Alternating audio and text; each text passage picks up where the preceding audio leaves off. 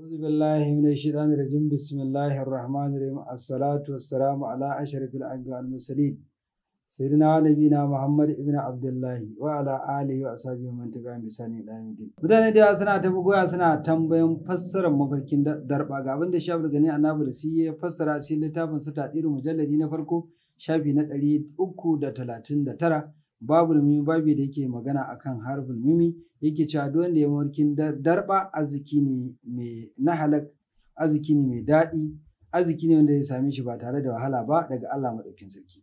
Duk wanda ya ga yana shan darba a cikin mafarkinsa zai samu arziki ba tare da wahala ba.